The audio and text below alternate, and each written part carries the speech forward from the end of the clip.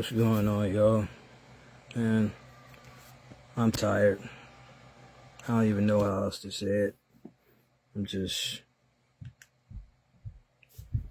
tired. These meds are beating me down. I need a haircut real bad. But all in all, things are like this. Up and down, up and down. Sometimes pain is just incredible. Like, I can't even explain it. Sometimes the pain just, it beats you down in a way that's ungodly, unnatural. It just, it's hard to describe. Like, it just weighs on you nonstop. So, today, I went and got some meds, which I've already taken, so I'm a little bit sleepy right now. My speech may be a little bit slurred, but I'm in a lot of pain, and I'm out of one of my medications, which I won't get till Monday, which sucks. But I'm having surgery, a similar surgery what they did on my back. They fused L4, L5 somewhere down there, and across the SI joint. But man, on Tuesday they're going to go in from here and push a windpipe and whatnot over to the right side, and they're going to go in and release the ulnar nerve from my neck. They're going to put in a titanium slider with a bone graft, and they're going to fuse C4 and C5, or C6, C5 and C6. So, not looking forward to that. But they said it's actually easier to go through the front because it's not so many muscles that you got to go through. So recovery is quicker. But man, when I say I'm tired, like, I'm tired. Man, it's been interesting. I've watched some of my friends on Facebook talk about, how stressed out they are, how tired they are, how alone they are. And I don't know. I feel for them. Like, depression and whatnot is real. I'm not going through depression at the moment. I'm dealing more with anxiety, especially with more surgeries on the way. Right now to my neck. We may have to go back into my back. I thought we were going to have to go back into my arm. You can see the new scar. This is the old scar that you see over here. But this thick one is the new scar. And I thought we were going to have to go in because, like, up here, like, just me touching down here, these fingers will begin to move. And turns out that my doctor said that was actually a good thing. It showed that the nerve was healing and was reactivating. So we don't have to go back into the arm, thank God. But we may have to go back into my back, and we're going into my neck on Tuesday. That's happening. And, I don't pull punches, man. I don't run from, hey, Wendy. Hey, baby, how you doing? Good to see you. I haven't seen you in a long time, man. Man, I ain't seen you in 25 years.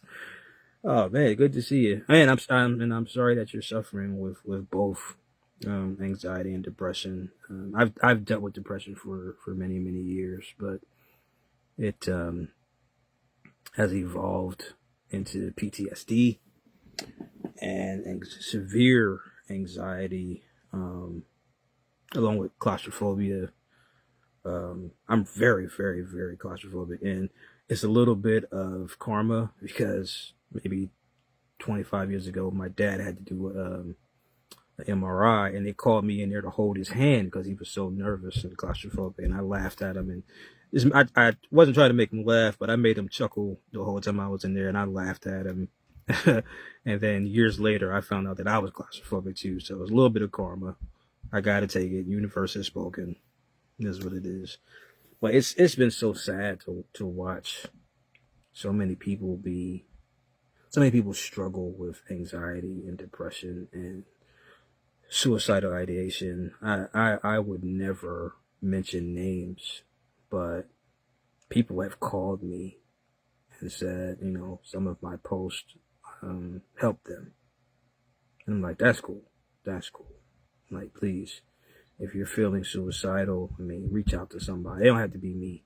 It don't. But I'd much rather get your phone call at 3 a.m. and talk to you for 2 hours than to attend your funeral. For real. And there are days when I'm the same way. That's the truth. There are days when pain is so bad. Head is hurting, neck is hurting, back is hurting, arm is hurting, groin is hurting. Pain gets so bad that you're not suicidal, but you're kind of thinking like, if I don't wake up tomorrow, that's fine. That's fine. And I won't lie. I'll be straight with you. There have been days where I've prayed, like, Father God, Jehovah, please don't let me wake up tomorrow. Please. Please. And then I wake up and it's a running joke between me and God. Like, I try to not be so irreverent, but sometimes I wake up and I'm like, oh, I see you let me down again. I'm back having to deal with all this pain, and like my neck and shoulder gets so tight and sore. I get Batman neck, Batman 89, Michael Keaton, where he had to turn like that because he couldn't turn his head. Look at my range of motion. That's all I got right there. And on this side,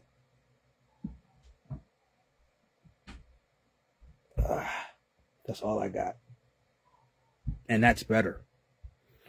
So, I feel for people who deal with pain and anxiety and depression and PTSD.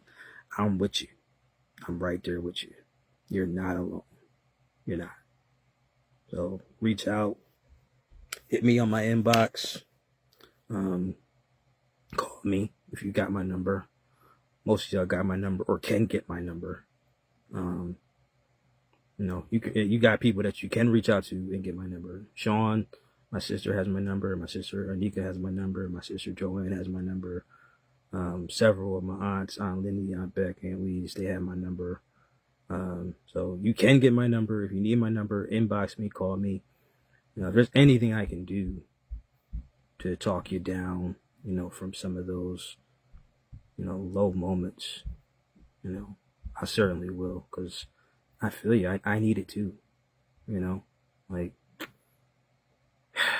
pain, anxiety, depression, PTSD, schizophrenia, whatever it is that you're struggling with, you're not alone. I don't have the schizophrenia. I don't have the depression anymore, but the PTSD, dude, I give you an example. And yes, Wendy, oh my God, pain can make you very, very angry. Like a deeply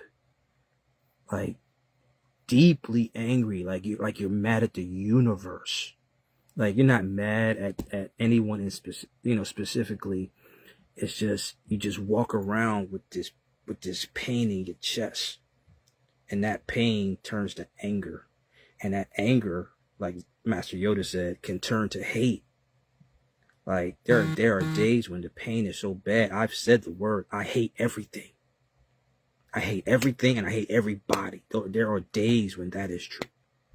I don't want to talk to nobody. I don't want to go anywhere. I don't want to do anything. I just want to lay in bed, take my meds, and sometimes not even eat. There are days and days and days where I don't eat because pain is so bad. Like food just makes it worse. Like you feel nauseous, and then the pain meds don't help because it stops your intestines from moving and processing food properly anyway. So it's hard. It's hard, and I've fortunately have learned. I won't say the hard way, but I'm not alone. I didn't know that so many people suffered with chronic pain, with illness, with diabetes, with grief. Like, people suffer, man. Like, and it's not just you, it's not just me, just in general. I mean, everybody is suffering and struggling with something. Something that, thank you, Wendy. I appreciate that. I can't even tell you. I can't express you how much that means to me, to not be alone. It means a lot. Because sometimes you feel isolated with pain. You feel like nobody can understand you. Nobody can see you. You know what I mean? Like, they see you, but they don't see you. Because they look at you, and if you look like me, like, if you just look at me, you probably wouldn't know that I was in so much pain. But I assure you that I'm in enough pain every day that if you were in this amount of pain, you would be in the ER. You would. I don't have migraines. I have one never-ending headache since October of 2009. Started with my very first cervical epidural, and it never left. I have one never-ending headache, and that shit, pardon my language, that shit will make you hate everything. Hate getting up in the morning, hate having to get breakfast, hate having to use the bathroom, hate having to go to your next doctor's appointment, hate having to take your meds, hate to see other people not suffering. And of course, you don't really know what a person is dealing with, but sometimes you see other people laughing and joking and having a good time. You're like, damn, I wish that I could be happy. But it's like, not to get too spiritual, but it's like you got to bear this cross nonstop. If that makes any sense. Like, you just gotta carry it everywhere with you. So you see me at church and I'm smiling and happy, I'm in agony. You see me at somebody's funeral and I'm shaking hands and hugging folk, I'm in agony. You see me in the streets with my kids smiling and laughing. You see me at the park with my kids, barbecuing or playing on the basketball, I'm in agony. And it can make you angry. It can make you bitter. It can put you on edge. So like anything and everything somebody says to you is a trigger. And you don't want to fight everybody. It's not like that. But every time anything happens, it's like, what the fuck? You know what I'm saying? Like, it's bad. It's bad. And I'm hoping that, hi Summer, I'm hoping that these surgeries, and they already told me it's going to take like a year to fully heal up. So we're about halfway there now, almost. I'm hoping that these surgeries, these procedures will make a big difference and will cut into some of the pain and will make it more livable. Because I feel like, and I can't speak for everybody with chronic pain and whatnot, but I